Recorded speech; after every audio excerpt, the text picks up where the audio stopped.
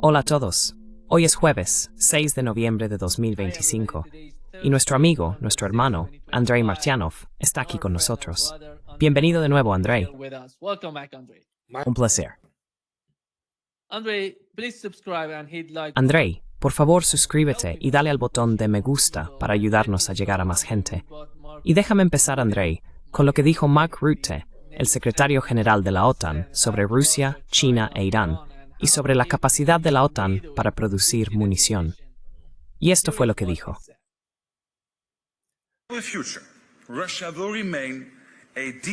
De cara al futuro, Rusia seguirá siendo una fuerza desestabilizadora en Europa y en el mundo.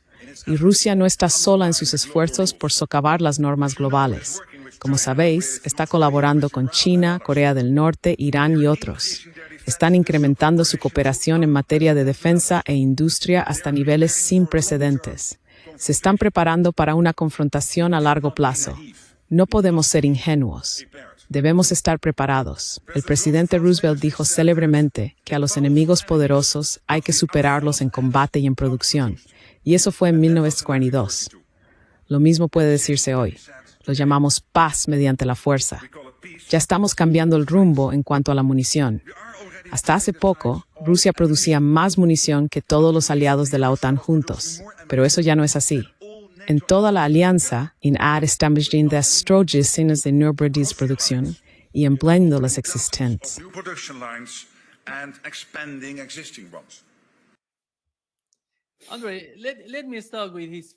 Andrei, déjame empezar con su primer punto. Él dice que tenemos que estar preparados para el enemigo. Ves a los líderes de Rusia, China e Irán diciendo, tenemos un enemigo común, Estados Unidos. Tenemos que ir a luchar contra ellos. ¿Existe algún tipo de retórica en estos países que retrate a Estados Unidos como el enemigo, como alguien contra quien luchar?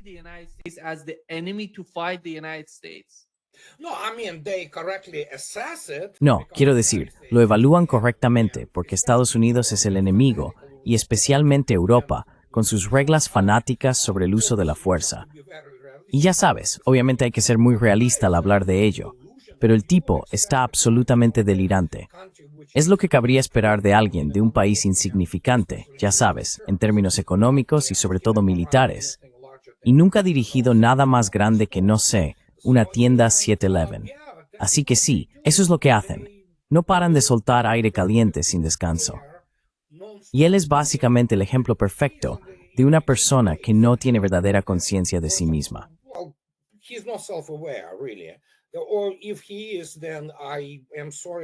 O si lo es, entonces lo siento por su esposa y su familia, porque se humilla a sí mismo paseándose como un payaso. Pero de nuevo, esa gente no tiene ningún concepto de honor, decencia ni cosas por el estilo, así que salen y mienten. ¿Y qué puedo decir?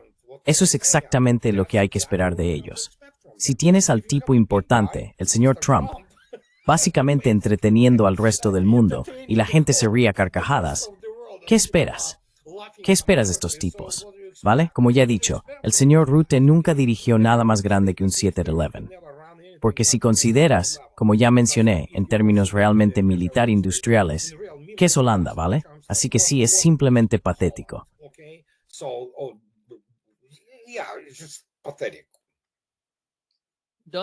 ¿Tiene alguna prueba cuando dice que la OTAN está superando a Rusia en producción?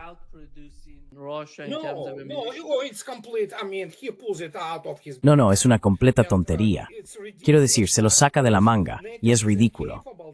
El hecho es que la OTAN es incapaz de superar a Rusia en producción, no solo de munición, sino también de armas inteligentes de largo alcance. Ni siquiera están en la misma galaxia. Y no hay perspectivas de que Europa, incluso junto con Estados Unidos, pueda acercarse a Rusia en cuanto a la producción de armas críticas de largo alcance, que Rusia fabrica en un orden de magnitud superior, no solo 2, 3 o 5 veces más, sino al menos 10, probablemente más.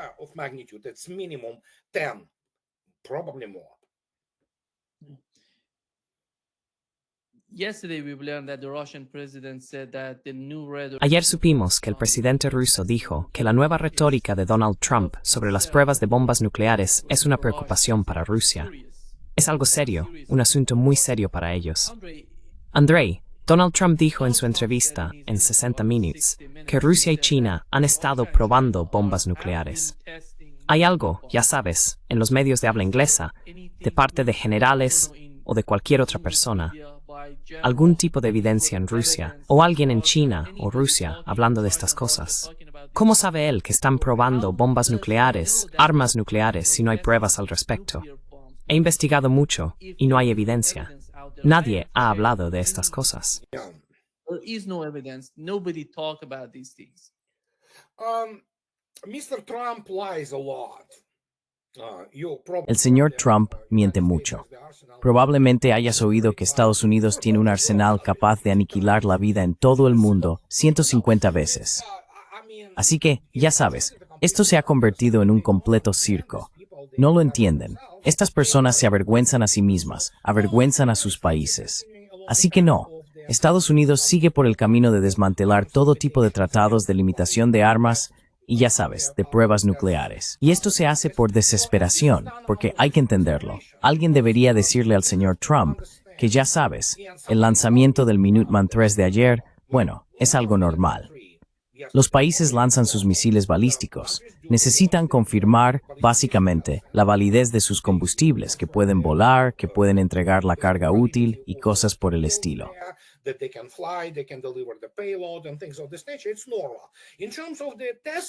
Es normal. En cuanto a las pruebas, sin embargo, Trump, como de costumbre, miente. Rusia nunca violó ese tratado. A Estados Unidos le encanta romper y abandonar esos tratados, y luego de repente reconoce que se trataba de una carrera armamentística. Y eso es exactamente lo que está ocurriendo, porque esto no es más que el mismo aire caliente. Pensar que puede impresionar a los rusos, que ahora están 2 generaciones por delante en cuanto a armamento, especialmente desde los últimos anuncios que confirman la finalización con éxito de las pruebas del Poseidón y el Burevestnik. Y ahora el señor Putin, sí, el día 4, hace 2 días, sale y dice, sí, ahora tenemos esencialmente los prototipos del sistema Mach 3, que puede mantenerse en el aire indefinidamente, y por supuesto, es hipersónico.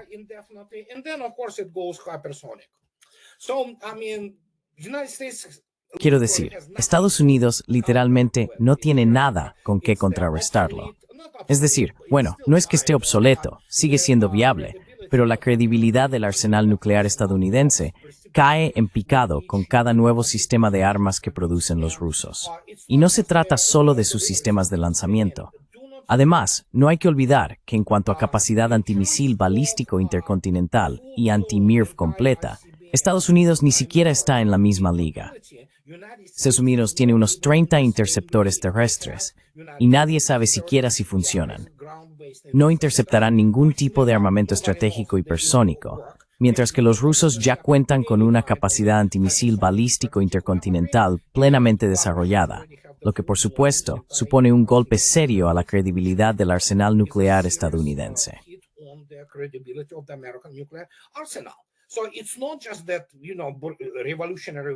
Así que no se trata solo de que armas revolucionarias como el Burevestnik estén entrando en servicio. Los S-500 y S-550 están en plena producción y son sistemas de armas totalmente capaces de interceptar misiles balísticos intercontinentales. Y bueno, el S-500 en realidad ha sido probado en combate y nadie habla de ello. Sé con certeza que fue probado con resultados devastadores. Pero esta es la situación. Trump tiene que mantener esa imagen pública. Es lo que suele hacer, porque ¿cómo se contrarresta esto? Ya he dejado constancia, y ahora, ¿qué puedo decir? Tal vez esté siendo demasiado arrogante en este caso concreto, pero lo advertí. Durante 10 años, Estados Unidos se metió en una competencia con un país que realmente sabe cómo librar guerras y crear la mejor tecnología militar del mundo.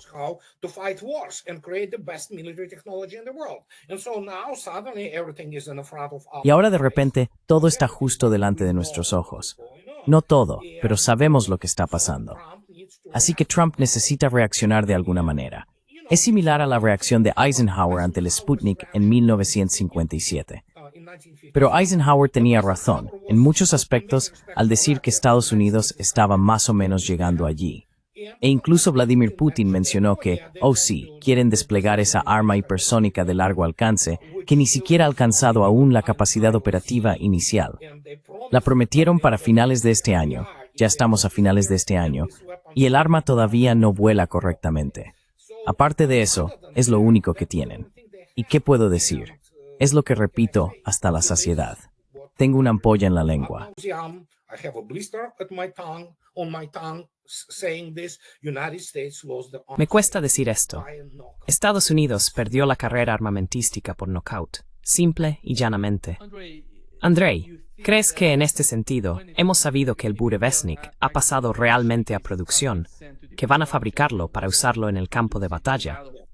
Pero, ¿piensas que una de las razones por las que Donald Trump llegó tan lejos hablando de probar armas nucleares es porque Estados Unidos está por detrás de Rusia y China u otros países, ya que no pueden producir esos vehículos de lanzamiento que mencionaste, los que transportan las armas nucleares? ¿Es por eso que cree que debe seguir ese camino? The nukes. That's why he needs to go, to testing nuclear bombs instead of It's not about Probar bombas nucleares, en cambio, no tiene tanto que ver con el sistema de lanzamiento, sino más bien con la viabilidad de la propia carga nuclear. Evidentemente, esto tiene muchas ramificaciones, tanto prácticas como científicas, porque se pueden desarrollar todo tipo de cargas nucleares ingeniosas, atrevidas y más potentes. more powerful. Se trata principalmente de tener la capacidad de producir el arma en sí, la carga, por así decirlo. Así que no se trata realmente de los sistemas de lanzamiento. Los sistemas de lanzamiento son lo importante, ya sabes, porque aún se puede acoplar un sistema de lanzamiento muy avanzado a algo cuyo diseño sea de los años 70. Which is the technologically design-wise is from 1970s, and it's going to be as devastating if it would be, something new. Y será igual de devastador si se tratara de algo nuevo. Pero es necesario confirmar constantemente que tu arsenal nuclear está intacto, que puede ser operativo si, Dios no lo quiera, alguna vez se produce un intercambio nuclear. Y por supuesto, hay todo tipo de otras actividades científicas, como ya mencioné, de investigación de propósito general que tienen lugar allí. Estados Unidos tiene problemas con sus ojivas, incluidos problemas con el plutonio y cosas de esa naturaleza. Así que es una especie de reacción instintiva, aunque los rusos ya advirtieron, incluso el año pasado, que saben que Estados Unidos se está preparando para abrogar otro tratado más. Abrogate yet another treaty. So, and it's not surprise. Everybody Así que no es una sorpresa. Todo el mundo entiende lo que está pasando. La tarea principal de todas esas acciones no es simplemente volver a lo que, por malo que sea, se consideraría la carrera armamentística o algo parecido. Estados Unidos perdió esa carrera armamentística, incluso en el ámbito nuclear, y especialmente en el ámbito nuclear. Pero todo se trata de relaciones públicas, de apaciguar a su público, diciendo, oh, ya ves, nosotros, en fin, queremos seguir lo que sea, armas nucleares. La realidad es que en esta etapa de Estados Unidos, que es como he dicho, no se trata solo de misas. as I already stated, it's not just one generation. The United States is lagging in the most. Estados Unidos está rezagado en la mayoría de los sistemas de entrega por 2 generaciones, si no más. La revelación del Burevestnik y sus capacidades, y la del Poseidón, que ahora está en producción en serie, y además otro submarino, el Portador, en realidad no son 6. El submarino Khabarovsk es capaz de transportar 12, e incluso algunos dicen que más, Poseidones. Estamos ante una revolución tecnológica en la historia humana, porque ahora existe la miniaturización de los reactores nucleares, lo que permite, como afirmó Vladimir Putin, no me escuchéis a mí, escuchadle a él. Vladimir Putin stated, don't listen to me, listen to him. It's all about now based on the moon. Se trata de lo que está ocurriendo ahora, basado en la Luna. Se trata de aplicar algunas de esas tecnologías críticas en la miniaturización y la seguridad de los reactores a tareas espaciales. Estamos entrando en la era de la exploración del sistema solar. Es algo enorme. Lo único que nos lo impide en este momento, puedes escuchar a Vladimir Putin en 2024 hablando a los estudiantes del célebre MGTU, es que el trabajo se centra en materiales que, en esencia, nos permitirán proteger a los cosmonautas de la radiación cuando se adentren en el sistema solar. Obviously, once you get deep into the solar system, and so suddenly perspectives. Y así, algunas perspectivas que antes parecían estar a décadas y décadas de distancia, sobre la minería, ya sabes, cosas literalmente de ciencia ficción, de repente se vuelven reales. Tienes cosas como, sí, podemos construir un vehículo que no solo sea lo bastante rápido, sino también lo bastante potente como para alcanzar una fracción insignificante de la velocidad de la luz, de 600 a 1000 kilómetros por segundo. De repente, tu capacidad para llegar a Marte. Marte. Cualquiera que piense que los cohetes de Elon Musk los llevarán a Marte, tengo un puente que venderles, ¿de acuerdo?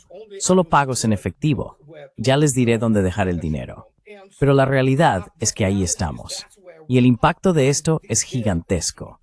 No puedes salir ahora y decir, oh, Dios mío, esos malditos rusos han iniciado una nueva revolución tecnológica de proporciones históricas. Los rusos lo saben. Las personas con una educación básica en física entienden lo significativo que es. Y no se trata solo de armas, aunque las armas están a la vanguardia, sino que incluso el propio Putin afirmó que al final todo se trata del espacio.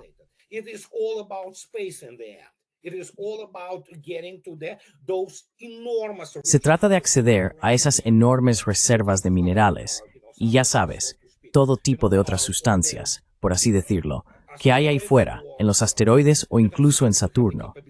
Si tienes la capacidad de traerlo de vuelta a la órbita cercana a la Tierra y de algún modo entregarlo al planeta, entonces estamos ante una nueva era de exploración espacial. Y esto es absolutamente revolucionario. Por eso hay tantos malos perdedores en Occidente. Sencillamente, so that reigns support group.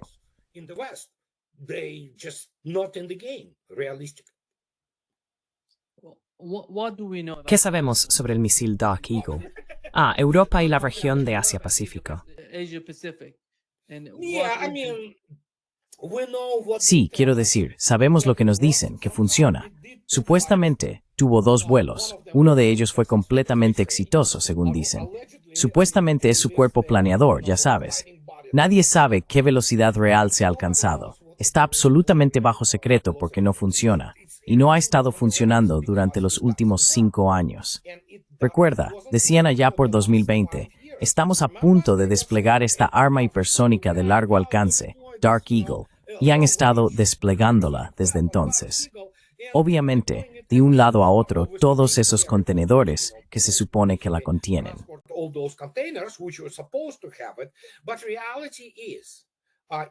Pero la realidad es que incluso si alcanza la IOC, capacidad operativa inicial, los rusos se lo toman lo bastante en serio. Por eso tienen todo tipo de sistemas de detección, como el radar Resonance, y ya sabes, todos esos S-500 e incluso S-400, los misiles más recientes que pueden interceptarlo, sin mencionar el S-300x4. Así que, sí, es solo un intento de hacer algo, demostrar que, oh sí, nosotros también estamos en la carrera hipersónica. En realidad, no.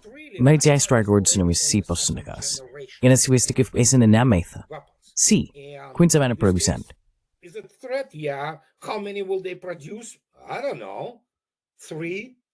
No lo sé. ¿300? Quizá 500. No lo sé. Ya sabes, eso es más o menos todo. La realidad es que se enfrentaban a obstáculos tecnológicos muy considerables, no, en realidad, enormes, porque construir algún tipo de vehículo hipersónico maniobrable similar a la Vanguard, por ejemplo, vaya, necesitas mucho más de 5 años para eso, ya sabes. Pero ellos dicen, sí, estamos a punto de hacer esto y aquello. Bueno, ya veremos. Por ahora, no importa tanto. Pero, si Europa quiere morir, Dios y no quiera, se verán obligados a convertirla en un aparcamiento.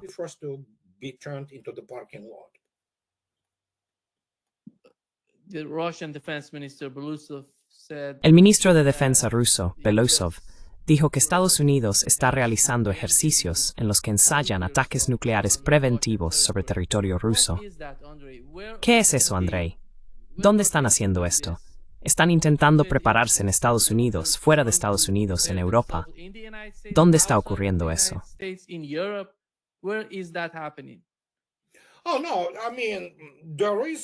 Oh, no. Quiero decir, hay una capa muy significativa, por así decirlo, o una estrata dentro de la clase política estadounidense. Llámales fanáticos. No entienden la guerra. La mayoría de ellos no la entiende. La mayoría de los estadounidenses no entiende la guerra. Y piensan dentro de este paradigma de los años 50, ya sabes, la Guerra Fría 1.0. Así que cuando digo fanáticos, me refiero a que no son líderes con sentido común. No son científicos con sentido común, ni en ese caso militares. Y ahora, especialmente, hay mucha de esa enorme amargura porque su arrogancia ha sido contenida y han quedado expuestos por lo que siempre fueron. Estados Unidos no es bueno en lo que respecta a operaciones combinadas de armas.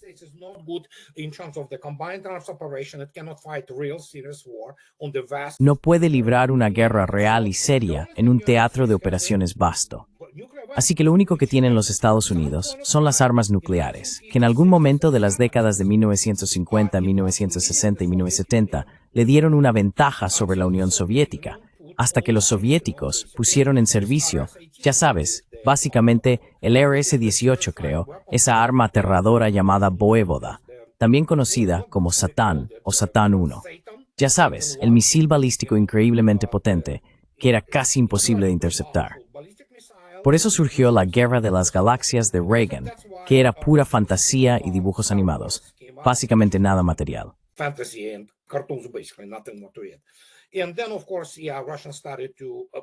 Y luego, por supuesto, sí, los rusos empezaron a poner en el mar submarinos estratégicos de misiles muy avanzados del proyecto 941 y las famosas clases Delta III y Delta IV, especialmente el 66667 BRRM. Así que de repente hubo paridad completa, pero pasaron completamente por alto el desarrollo de misiles de crucero en Rusia. Y ahora de repente, incluso cuando pensaban que la Unión Soviética se había derrumbado, que Rusia se desintegraría, que tendrían acceso, instalarían esos regímenes de traidores y obtendrían todo lo que necesitaban. Bueno, pensaban que los rusos simplemente desaparecerían, como en el Plan Ost de la Alemania nazi, prácticamente. Y luego, de repente, cuando se dieron cuenta de que estaban muy lejos de eso, hubo mucha amargura. Siempre creyeron, por alguna razón, que podrían de algún modo detener o mitigar un ataque respuesta de la Unión Soviética contra el propio territorio de Estados Unidos.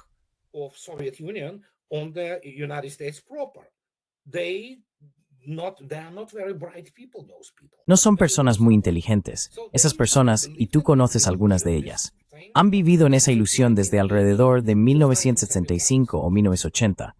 Se acabó. Solo el colapso de la Unión Soviética en la década de 1990, ese periodo horrendo de la historia rusa, fue lo que realmente frenó el desarrollo en Rusia tanto de los sistemas antimisiles como de los propios misiles.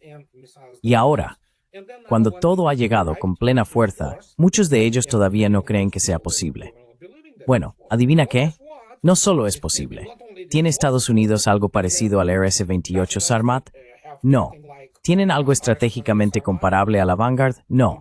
¿Tienen algo similar al Bulava, un misil balístico lanzado desde el mar capaz de transportar múltiples bloques hipersónicos maniobrables? No. Así que empiezas a mirar estas armas estratégicas, y luego está el Zircon, que es una historia completamente diferente. ¿Cuál es su equivalente? El 13M-22, un misil hipersónico, principalmente antibuque, pero también capaz de atacar objetivos terrestres.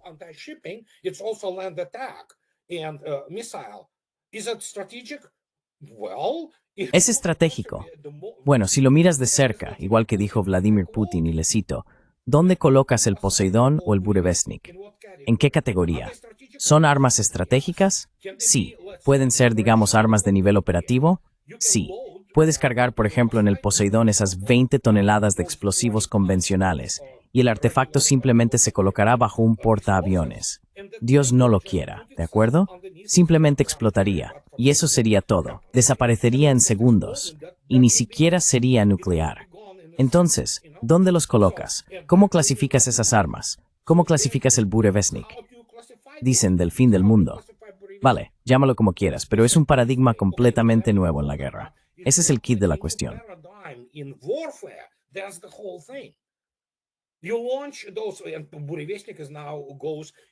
Lanzas esos, y el Burevestnik entra ahora en la fase de capacidad operativa inicial.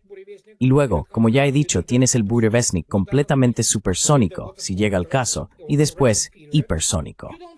¿Qué significa eso? En lo que se llama el periodo de amenaza, ya no tienes que hacer esas cosas, como demostrar o desescalar. Simplemente lanzas varios de esos Burevestnik y los dejas volar alrededor del mundo. Estarán ahí arriba, esperando, Dios no lo quiera, la orden de actuar. Si las cosas se calman, perfecto. Vuelven, amerizan o se pueden recuperar. Y listo. ¿Qué tipo de arma es esa? Es Kerambir estratégica. Absolutamente. Es una clase completamente nueva. Y obviamente es un arma aterradora, sin duda.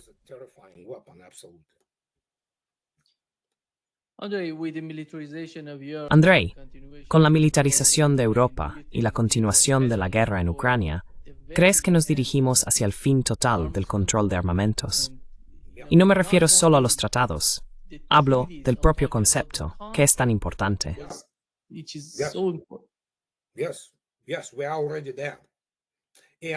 Sí, ya estamos ahí.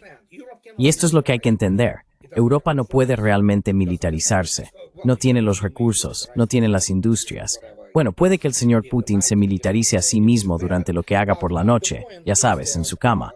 Pero el caso es que Europa no puede. Europa ha sido completamente desmilitarizada. Y lo mismo ocurre con Estados Unidos. A menos que empiece a entregar los restos que quedan de su verdadero equipo de primera línea. Tanques, Bradleys y demás. Los Patriots no funcionan, lo sabemos. Es patético. Y cuando miras esto, ¿pueden siquiera reponerlo? No, no pueden. Ese es el problema. ¿Puede Europa por sí sola participar en una carrera armamentística? No, ni siquiera pueden producir un tanque normal. Quiero decir, pueden producir maquetas, eso seguro.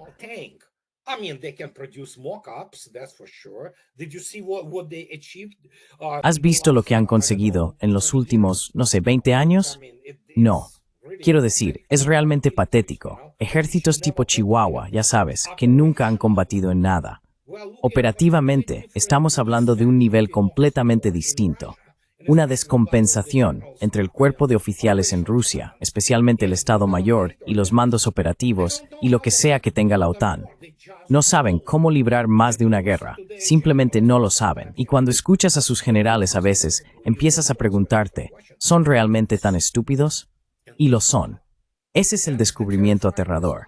Esa gente son unos aficionados. Fueron concebidos para las guerras de los años 90, ya sabes, contra ejércitos del tercer mundo como el de Irak. Y ni siquiera allí lo hicieron tan bien en realidad. Así que como resultado, ¿dónde estamos ahora? Los rusos están despreocupados.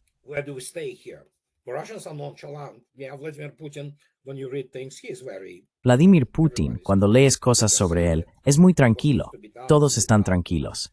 Simplemente dicen que lo que hay que hacer se hará. Pero desde el punto de vista industrial y de los recursos, no pueden producir en masa, especialmente el tipo de producción en masa que importa en el mundo moderno. Y no estoy hablando de drones, aunque Rusia produce más que todos los demás juntos en cuanto a drones de combate. No se trata de eso. Si observas el estado reciente, por ejemplo, del ejército del Reino Unido, lo han entregado todo, todos los cañones autopropulsados, todo tipo de vehículos blindados de transporte de tropas, piezas de artillería remolcadas, todo ello a Ucrania. Y todo eso, por supuesto, ha sido aniquilado. ¿Qué queda del ejército británico? Quiero decir, un grupo de hombres con fusiles, poco más. Así que, ya sabes, el único lugar en Europa que realmente importa un poco es Francia. Ese es de dissuasión nuclear independiente. Because it has the independent nuclear deterrent, and that's the only thing they have. In terms of their army or air force, Y eso es lo único que tienen en cuanto a su ejército, fuerza aérea o fuerzas terrestres. Es el mismo Chihuahua que la Bundeswehr, solo un poco más, un poco mejor. Y cuando miras todo el panorama europeo, por así decirlo, son capaces de montar operaciones de falsa bandera, matar civiles, intentar fingir que pueden bloquear el Oblast de Kaliningrado. Así que todos hacen esto para apaciguar a ese grupo de, ya sabes quién, en Europa, los que querían esto. Han estado votando por ello durante los últimos 30 años. Y ahora, cuando todo se está convirtiendo básicamente en un declive económico total, mira Europa, mira Alemania, literalmente se precipita hacia las puertas del infierno. Literalmente se precipita hacia los comedores sociales, ¿de acuerdo? Lo mismo va a pasar con Francia.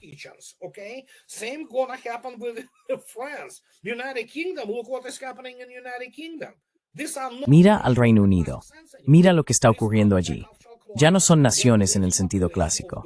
Son cloacas multiculturales donde las poblaciones nativas, esos pueblos europeos tradicionales, no están siendo exterminados, pero sí completamente sometidos. Están adoctrinados.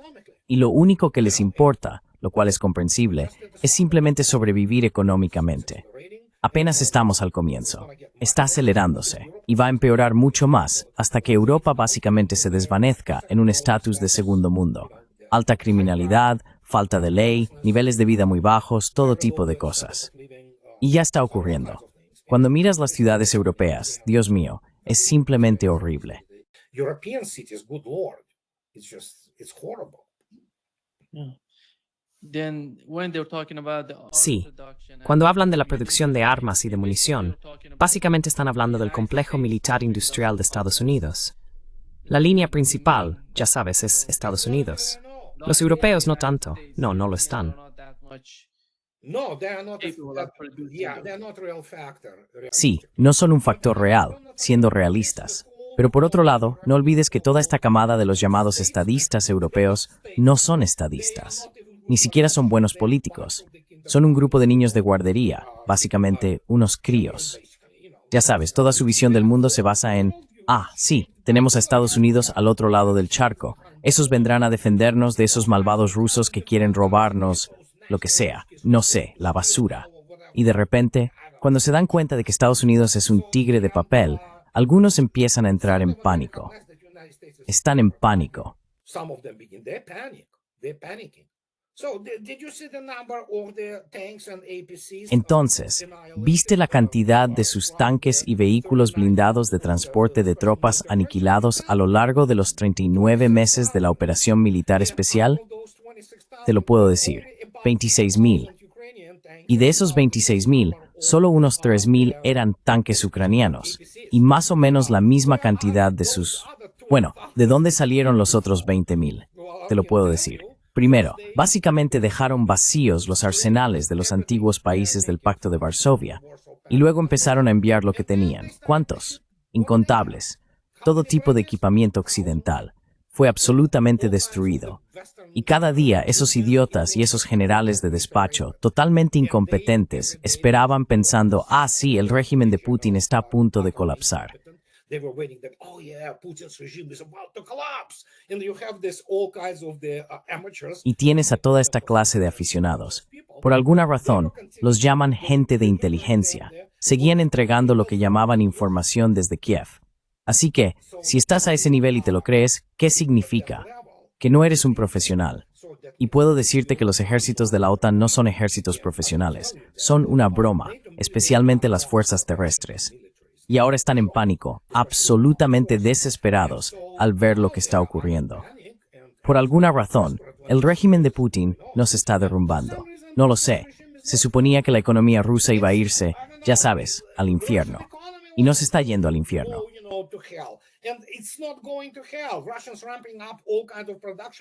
Los rusos están aumentando todo tipo de producción y la economía va de maravilla.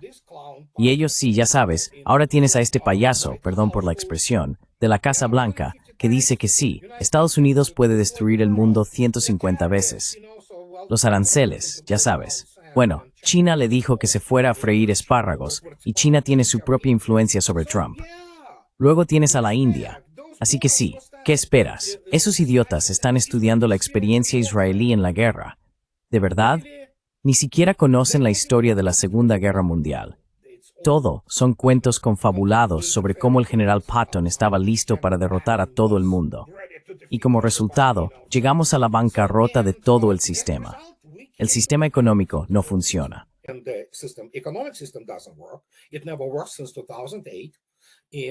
Nunca funcionó desde 2008. Y ahora tenemos otra burbuja con la llamada IA. La IA no existe. No hay tal cosa como la inteligencia artificial. Evidentemente no entienden lo que son las redes neuronales. Así que es otra burbuja que básicamente está estallando ahora mismo. Todo es una burbuja. Todo es falso. Todo gira en torno a esos ceros en los ordenadores.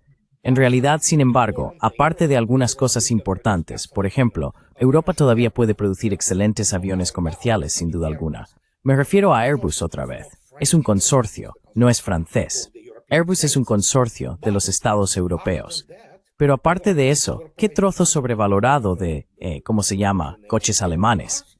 En fin, Como dijo la ministra de Economía de Alemania hace 2 semanas, no, unos 10 días, sale y dice, se llama Reich, nada menos. She comes out and says, her name Reich, no less. She says, Germany ceased to be competitive. Of course. Ella dice que Alemania ha dejado de ser competitiva. Por supuesto, en realidad dejó de ser competitiva hace mucho tiempo. Y si lo miras, incluso Siemens, como se ha dicho correctamente, Siemens, ya sabes, no solo material rodante, ya no importa, o turbinas, las famosas máquinas de resonancia magnética de Siemens, los escáneres CT y todo eso. La mayoría de esas piezas ya no se fabrican en Alemania, se entregan desde China, desde Asia. Así que es como en serio, ¿de verdad pretendéis que todavía importáis? No es así. Then you really pretend that you matter now. They don't. Andrei, 2 days ago, one of the key points in what Andrei, hace 2 días, uno de los puntos clave en lo que dijo Putin fue que la unidad nacional es la base de la soberanía rusa. Señaló que los provocadores extranjeros están intentando debilitar a Rusia, manipulando las tensiones étnicas. ¿De qué se trata eso? ¿Cuál es la principal evidencia? ¿Quién está intentando hacerlo? ¿Se refiere a los europeos o Estados Unidos? ¿También tiene algún tipo de papel en ello? Both. I mean, it's standard practice. Ambos.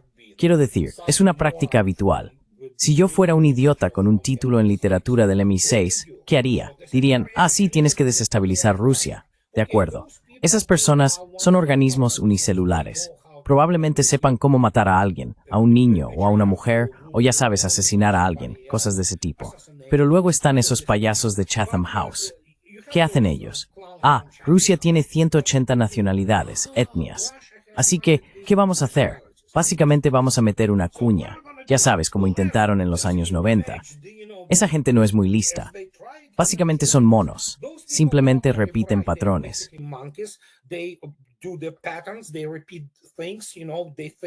Repiten las cosas, ya sabes, creen que eso funciona, pero en realidad no entienden lo que está ocurriendo. Entonces, ¿qué hacen? Sí, vamos a avivar las tensiones. ¿Cómo se hace eso? Metamos a las ONG, organizaciones no gubernamentales.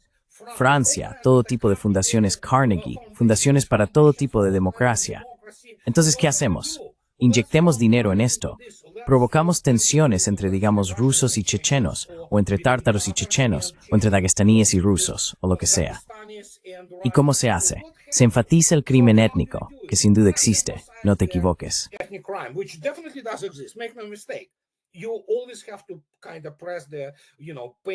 Siempre hay que presionar los puntos dolorosos, pero no es ni de lejos la misma escala, ya sabes. Y como resultado, intentan lo que dices absolutamente correcto. Rusia es un estado multinacional.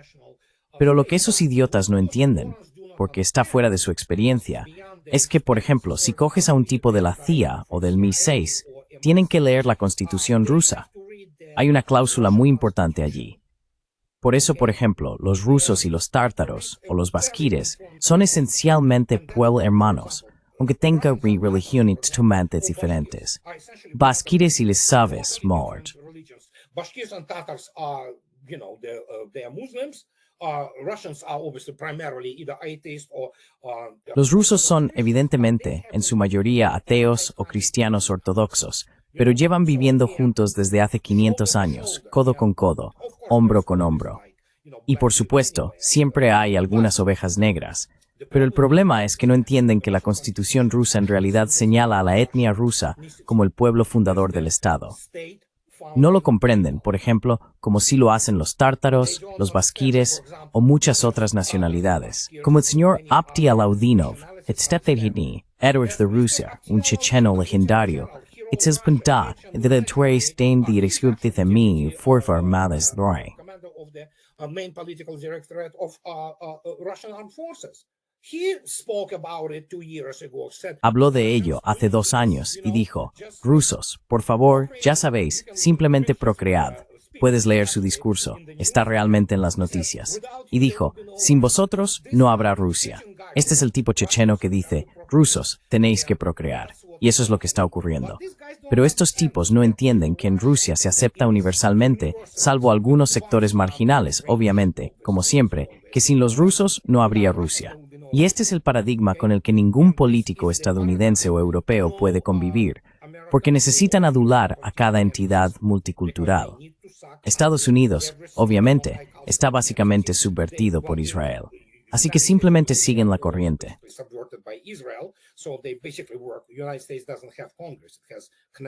Estados Unidos no tiene un Congreso, tiene un Knesset 2.0.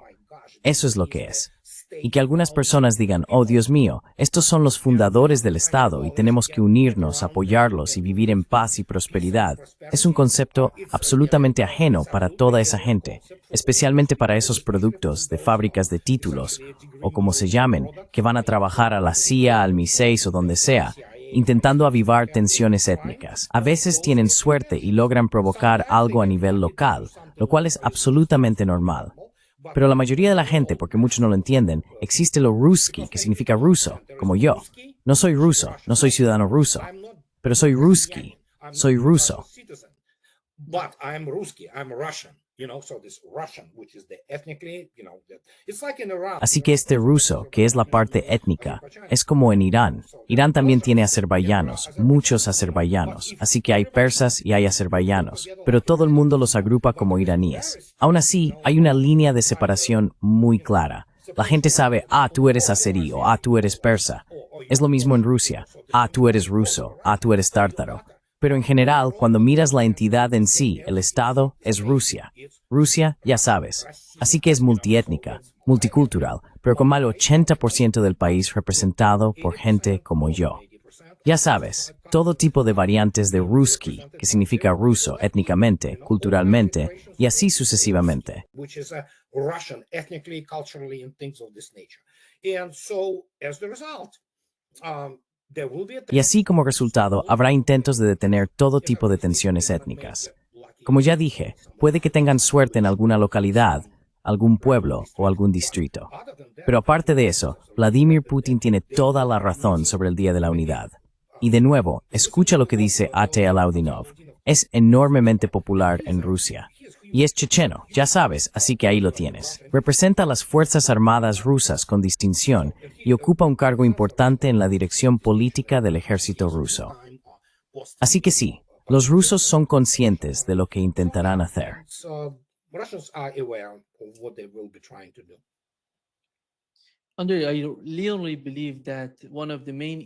Andrei, realmente creo que uno de los principales problemas que vemos en Estados Unidos, hacia Rusia, China, Irán y muchos otros países, es que piensan que pueden dividirlos. Creen que pueden descomponer los países en provincias, federaciones, lo que sea. Y eso es lo que no entienden. Cuando atacaron a Irán, tenían la misma idea, que si atacas a Irán, la gente se levantará contra el gobierno, todo el castillo de naipes se derrumbará y todo se vendrá abajo. ¿Realmente creen eso? Es extremadamente peligroso, porque no van a dar marcha atrás.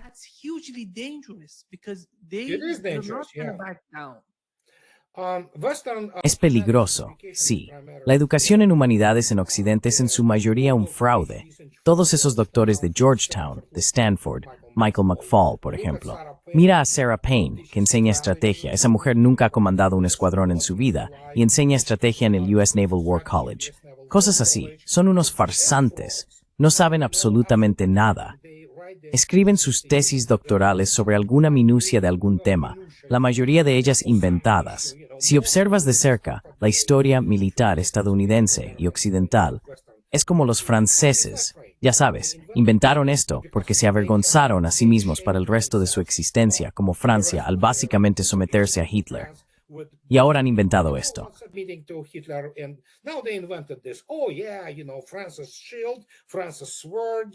Sí, ya sabes, el escudo de Francia, la espada de Francia, esos conceptos.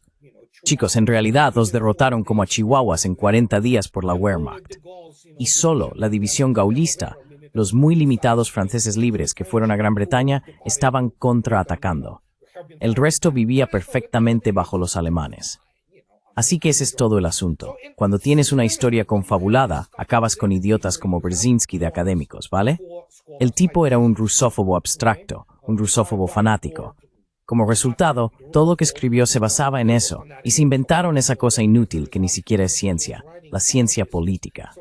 invented this useless, which is not science, political science thing. There's no such science as political. No existe tal cosa como la ciencia política. Básicamente tienes a los mismos chicos y chicas de siempre, de todas esas familias que van a la Ivy League para hacer contactos para sus futuras carreras políticas. En su mayoría son unos idiotas. Hay algunas excepciones, pero los profesores que les enseñan también son idiotas. Así que, ¿qué esperas? Tu modelo podría ser perfecto, pero si metes basura, vas a obtener basura. Básicamente basura. Y eso es exactamente lo que está pasando. Eso es exactamente lo que ha pasado, especialmente en los últimos 30 años. Estos tipos, por alguna razón, creen en ese mito de que, Afganistán rompió la espalda de la Unión Soviética. No tuvo nada que ver con el colapso de la Unión Soviética. ¿Quieres estudiar las verdaderas razones?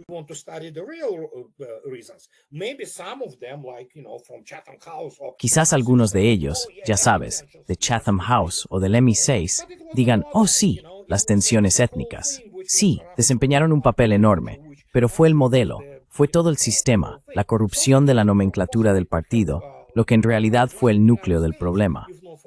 La Unión Soviética posiblemente podría haber sobrevivido más que Estados Unidos de no ser por Gorbachev, que en esencia no fue más que un traidor. Pero las cosas no funcionaron como las presentan. Todo era mucho más complejo, mucho más matizado. Esa gente no lo sabe. Y en su mayoría, la inmensa mayoría de la llamada élite intelectual de Occidente no entiende la geopolítica aplicada, porque no tiene ni idea de aquello que es fundamental a todos los procesos del mundo, que es, por supuesto, el equilibrio geopolítico de poder, basado en la capacidad militar e industrial de las naciones.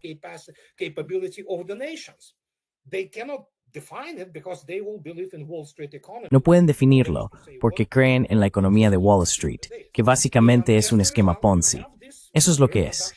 Y como resultado, se produce esta reproducción de cretinos que acaban en todo tipo de administraciones y cargos políticos. Entonces, de repente, empiezan a darse cuenta de que el mundo que les rodea no funciona realmente como les habían dicho. Es disonancia cognitiva. Y cuando esa disonancia se vuelve grave, puedes tener un colapso mental, y muchos lo tienen. Por ejemplo, tienes a ese abogado, Blinken, y a otro idiota con un título en ciencias políticas, Sullivan. En realidad, no entendían las consecuencias de lo que estaban haciendo.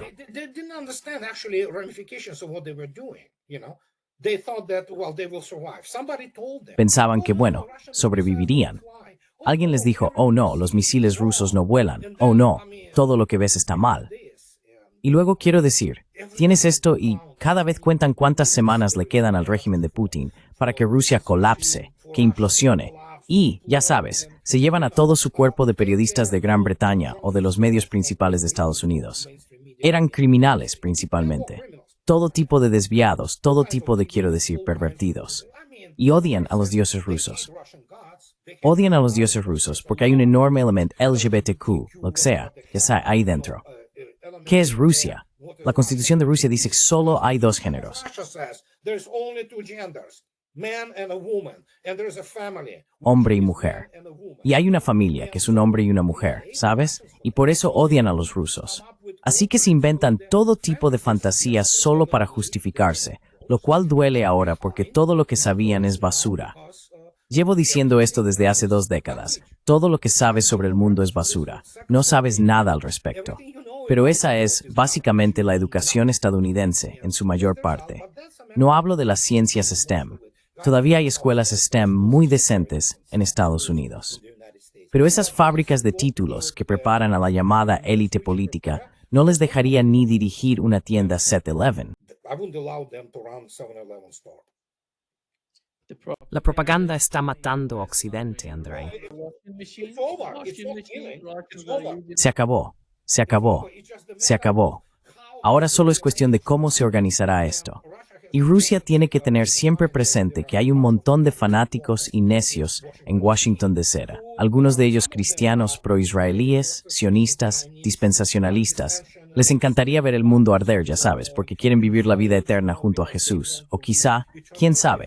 Así que son unos idiotas, básicamente unos cretinos, y literalmente no tienen ninguna inhibición a la hora de desatar, ya sabes, la Tercera Guerra Mundial. Aparte del hecho de que ningún estadounidense sabe lo que es una guerra real, incluido el ejército estadounidense, que no ha librado una de verdad desde la Segunda Guerra Mundial. Bueno, desde Corea, esencialmente. since the World War II.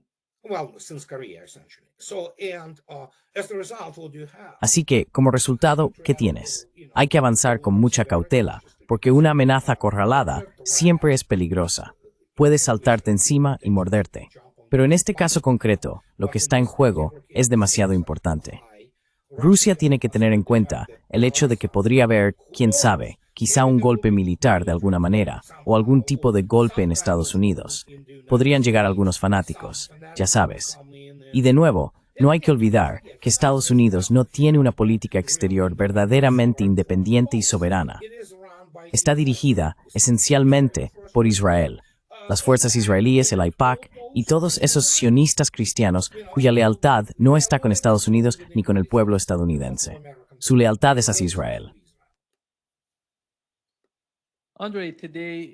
Andrei, hoy Donald Trump está recibiendo, ya sabes, a los líderes de 5 naciones de Asia Central: Tayikistán, Turkmenistán, Uzbekistán, Kirguistán y Kazajistán. Yeah. Sí, What is Andrei, se trata todo de los recursos en esta región. ¿Qué es lo que buscan? Porque cuando se trata de Nigeria, ya sabes, de alguna manera Donald Trump está preocupado por los cristianos allí. Yeah. Yeah. He is so concerned about Sí, these sí. things that, yeah. Está tan preocupado por los cristianos que sí, bueno, quiero decir, siempre ha sido así. Siempre han intentado básicamente dominar a todos esos líderes absolutamente corruptos de las antiguas repúblicas, que por supuesto son corruptas. Las repúblicas son en realidad casos económicos perdidos, salvo por sus recursos. Y sí, intentarán aplicar lo que los rusos llaman políticas multivectoriales, como Erdogan. Ya sabes, creen que pueden sacar algo de eso, pero no. Trump también intentará ir, ya sabe, meter ahí algún tipo de base militar o lo que sea. Así que, de nuevo, no lo olvides, TED son más brillantes, por decirlo suavemente. Do not forget, these are not the brightest leaders, to put it mildly. They are staying in power there due to the corruption. Se aferran al poder allí debido a los clanes corruptos que controlan todo. Son, en esencia, sociedades medievales disfrazadas de países modernos. En realidad, en Tayikistán la corrupción está en todas partes. Está podrido hasta la médula. Lo mismo ocurre con Uzbekistán y los demás.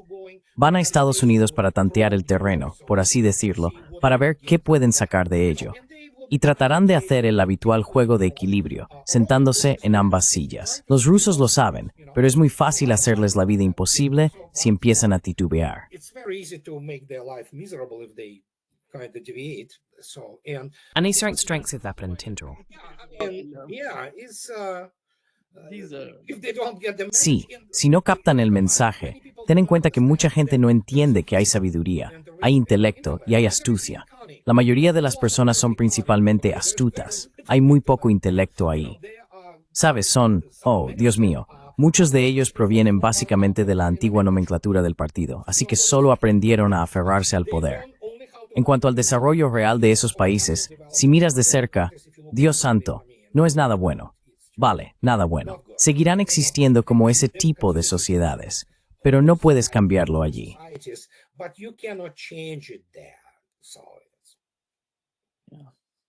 By the way, I think the concern Por cierto, creo que las preocupaciones están aumentando en Asia Central, y estoy seguro de que hay muchas conversaciones entre Rusia, China e Irán sobre lo que está ocurriendo, sobre cómo se están desarrollando las cosas. Sí, hay mucho de eso, sí. yeah, there's a lot. Yeah, and so there's also Afghanistan there. Y también está Afganistán, que hay que tener en cuenta. Los rusos trabajaban con diligencia para intentar aliviar el problema de la inestabilidad allí, especialmente dado que Pakistán es un cliente de Estados Unidos y hará lo que se le diga mientras intentaban desatar la guerra contra los talibanes, básicamente. Pero sí, todo es muy complejo. Al final, bueno, puedo estar equivocado, pero que no haya duda. Una vez que esta generación, este grupo de los llamados hombres duros y astutos en el poder, desaparezca, básicamente se verá la completa islamización y radicalización de muchas de esas sociedades. A menos que hablemos de Turkmenistán, que es Dios mío, allí es 1984, por amor de Dios, con un toque de Asia Central. Es una sociedad extraña. Corea del Norte parece más libre que Turkmenistán. Vale, lo diré así. Es simplemente increíble. Es surrealista, sinceramente. No lo sabía. Oh, Dios mío. Busca Turkmenistán. Oh, good Lord. Look up Turkmenistan. It's just... Es solo que en su mayoría son, ya sabes, esos salafistas y esos radicales. Sí, ellos son. Radical. Yeah. Yeah, Yeah, they... listen, Fergana Valley, which was one... Si escucha el Valle de Ferganá, mucha gente no entiende esto. Brzezinski, como la mayoría de los políticos estadounidenses, disfrutaba, bueno, básicamente de prosperar robando méritos. Ya sabes, nosotros derrotamos esto, y se atribuyen el crédito. Y a Brzezinski también le gustaba señalar que fue la trampa, ya sabes, para la Unión Soviética en Afganistán. Lo que mucha gente no entiende es que el problema ya existía, incluso antes de que Brzezinski fuera alguien, especialmente antes de la administración Carter, que la islamización y radicalización del Valle de Ferganá venían ocurriendo desde finales de los años 60. Había un flujo constante, no solo de narcóticos y cosas por el estilo, sino también de ideologías radicales, como bien has dicho, salafistas y todo eso. Y Afganistán era la fuente de ello. And Afghanistan was the source of it. You know, so and it didn't matter who you would put in charge. That is why... Y no importaba a quién pusieras al mando. Por eso, y en muchos aspectos, aunque no en todos, fue su reacción a lo que estaba ocurriendo en aquel momento en las repúblicas soviéticas de Asia Central. Vaya, podría contarte historias. Así que déjame decirlo de esta manera. Ellos decían, oh sí, nosotros creamos la trampa. No, en realidad no. La Unión Soviética sabía lo que estaba pasando. Incluso el Politburó lo sabía. El Politburó sabía quién era Brzezinski. Todo el mundo lo sabía.